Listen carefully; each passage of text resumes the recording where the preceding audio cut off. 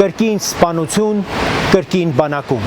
2021 թվականից մինչ օրս Հայաստանի բանակում խաղաղ ոչ մարտական պայմաններում գրանցվել է մոտ 200 զոհ։ 200 զոհ, սա սովորական թիվ չէ, սա հարյուրավոր ընտանիքների տուն մտած անդառնալի ցավ է, որը յուրաքանչյուր նման դեպքից հետո վերածվում է ազգային ողբերգության։ Բանակը պետք է դառնա երկրի զարգացման լոկոմոտիվը,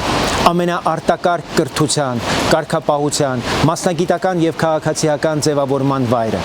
Զինվորն ամենահզոր կրթությունը պետք է ստանա բանակում, ինչպես ռազմական, այնպես էլ արժեքային իմաստով։ Աշխարհի առաջատար բանակների օրինակը ցույց է տալիս, որ այնտեղ, որտեղ զինված ուժերը կառուցվում են գիտելիքի, խստագույն կարգապահության, պատասխանատվության եւ բացարձակ արժեհամակարգի վրա,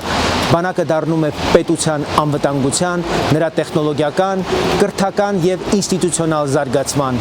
շարժիչ ուժը։ Զինված ուժերը հենց այն կառույցն են, որտեղ հանրային արատները, գողական հարաբերությունները պետք է ուղղակի չեզոքացվեն։ Սա մի առանձին միջադեպի կամ մի առանձին զորամասի խնդիր չէ, սա ամբողջ համակարգի աշխատանքի մասին է։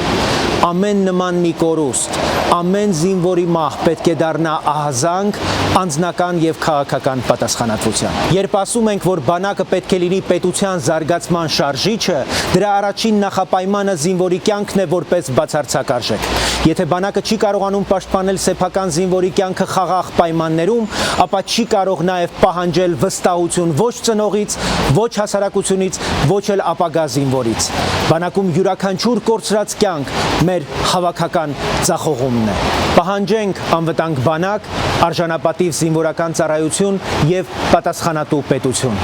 Ձեր ձայնը կարող է փրկել զինվորի կյանք։